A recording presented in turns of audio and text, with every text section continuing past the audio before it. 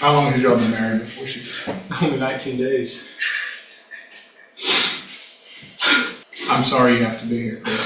I'm sorry all these people that are in the courtroom have to be here. You and I spoke about this case, the legal side of it, and what can possibly happen. What are you asking Judge West to do today? I think the only thing that can be done is the maximum sentence.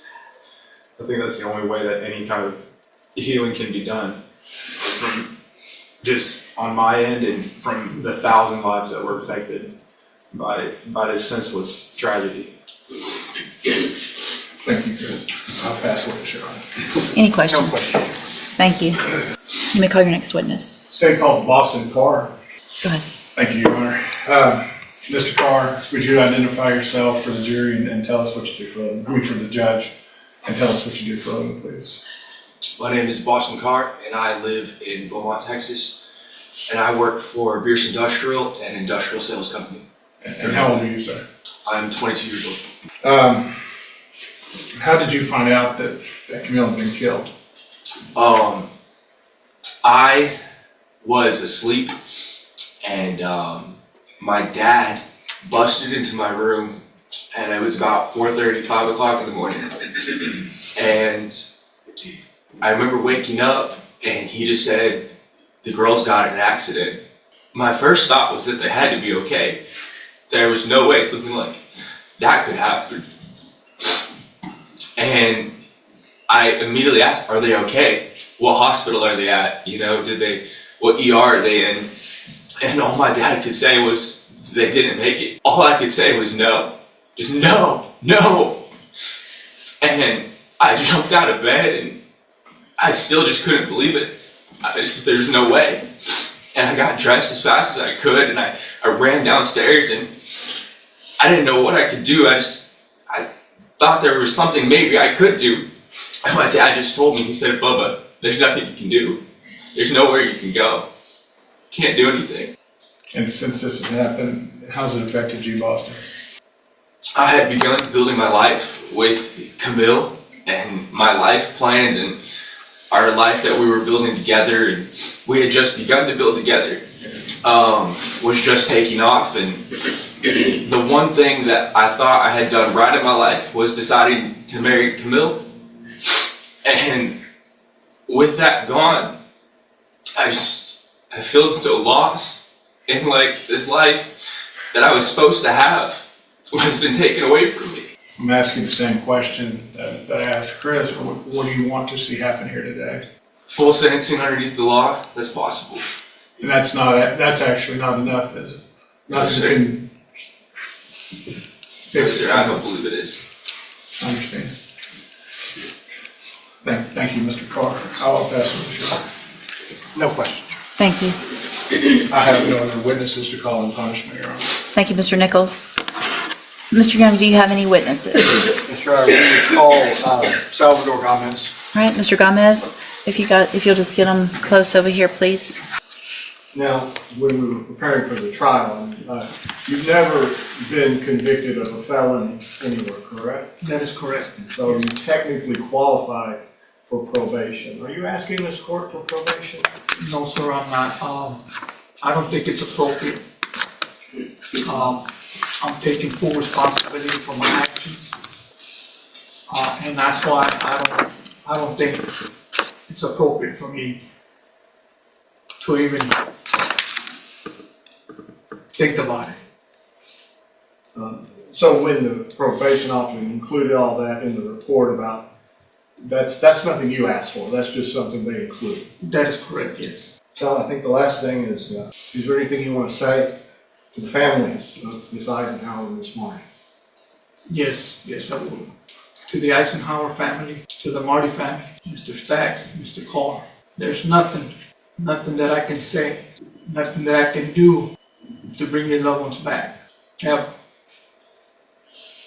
the remorse and the shamefulness that I feel about this is unthinkable. Nothing that has happened to me compares to the destruction that I've caused in your lives. I've destroyed your lives. And nothing that my injuries, that doesn't even compare. I can't even fathom what y'all are going through. I really don't. And I've thought about this for over a year. And I just can't come up with a proper things to say, but what I've said. I don't wish this upon even my worst enemies, because I know you all are hurting beyond imagination. And like I said, I wish I could do something, but I can't. Have you asked for forgiveness from your personal Savior? Yes, I have. I ask for forgiveness for my Lord and Savior Jesus Christ, and I'll have my judgment day with Him one day. Trust me, I've said it to myself a bunch of times, and I've said it to Him too. Why didn't you kill me instead of them? I would have preferred that, but He did what He did. And I'm sorry. I'm very sorry. Absolutely. Thank you. Any questions, Mr. Nichols? Yes, Your Honor. Mr. Gomez, how many DWI convictions did you have before this night? 3. 2 here in Texas and 1 in Virginia, is that correct? That is correct. And on those occasions, you were put on probation? Yes, sir.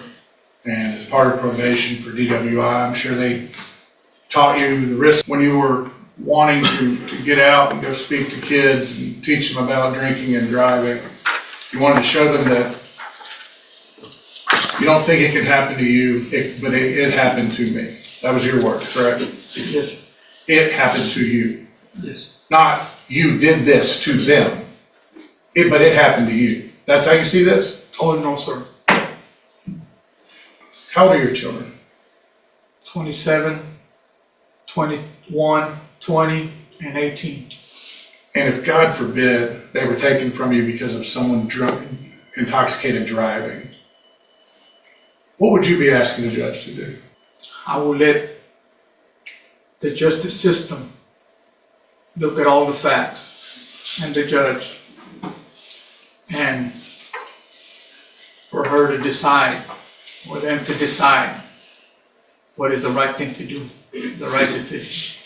When you were taking shots at the strip club and stumbling over your chair, what was going through your mind at that point? Not a whole lot. And then after that, you decided to get in your truck and drive 20, 30 miles back to where you live off of West Courtroom Road. Correct? Yes, sir. And your evening started at the Taqueria in Port Arthur, Yes, sir. where you drank 8, 9 beers between 5:30 and 9:30. Is that accurate? Yes, sir, I think so. And you left the city of Port Arthur after having had 8 or 9 beers and drove the 30 minutes or so to a strip club in Beaumont. Is that accurate? Yes, sir. And for several more hours, you continued to drink. You took shots and you drank beers. Yes, sir. And then after about 12:30, 12:45 in the morning, you got in your truck to drive back to West Port Arthur Road. Yes, sir. And you're asking this court to give you some mercy for your choices. Sir, I'm asking the court to review the facts. And the judicial system, they can make the right decision on what they want to do, sir. I'm sure they can. Pass, please. Anything else, Mr. Young? One question. Mr. Nichols referred to your prior offenses for the misdemeanor of driving while intoxicated. When was the last one? In 2005. That's the one. Anything No else? questions, Your Honor. All right, thank you. I understand there's times for mercy, there's times for compassion, Your Honor. But I think undeserved mercy to the guilty is further cruelty to the victims. And they've been through everyone's worst nightmare.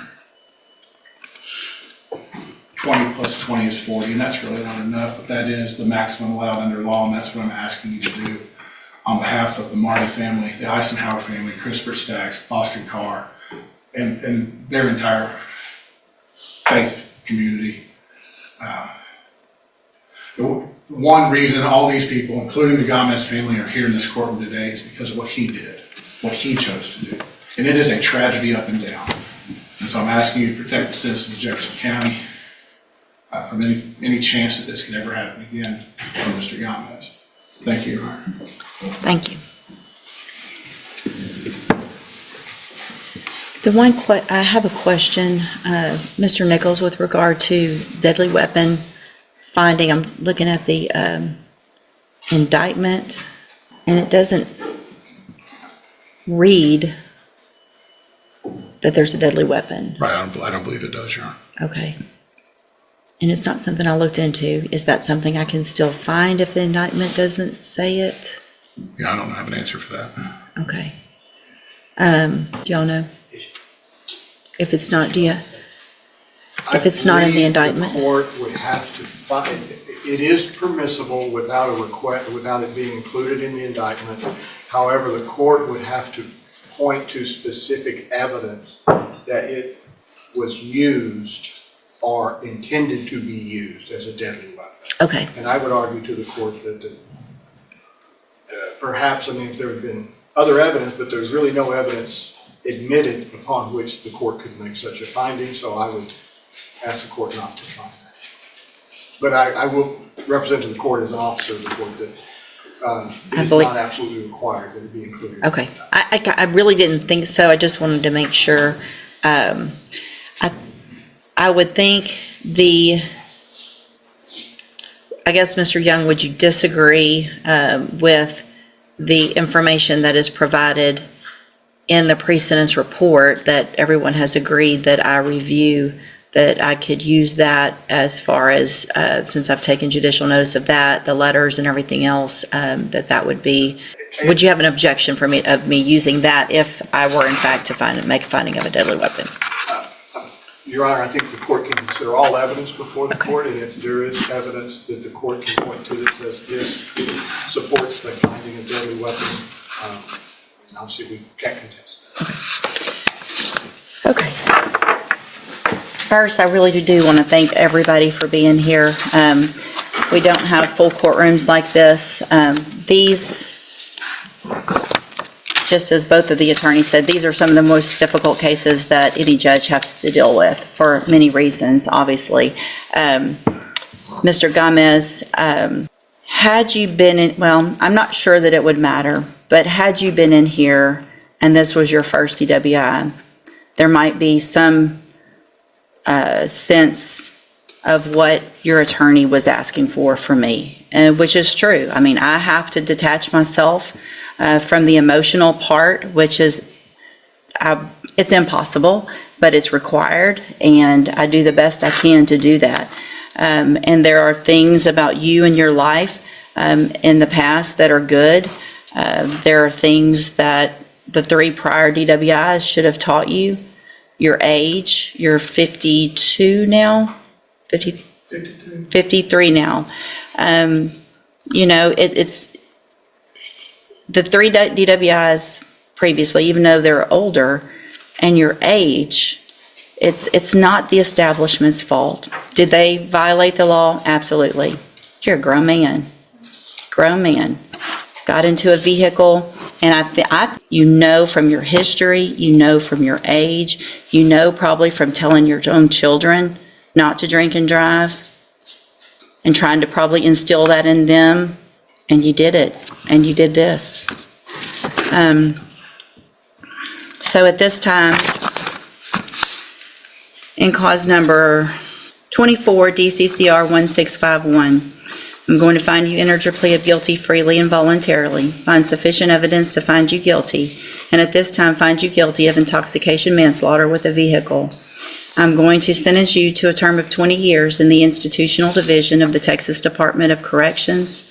There will be an affirmative finding of a deadly weapon.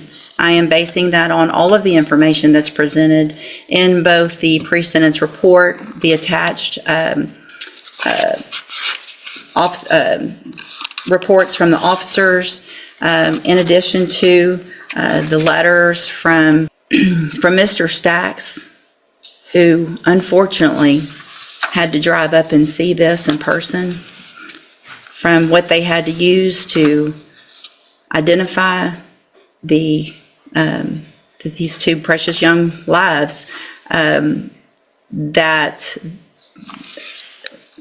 there's no way that there is any doubt that you used your vehicle in a manner capable of causing death, and that you in fact did that. In cause number 24, DCCR 1652, I'm also going to find sufficient evidence to find you guilty, and at this time find you guilty of intoxication manslaughter with a vehicle. Sentence you to a term of 20 years.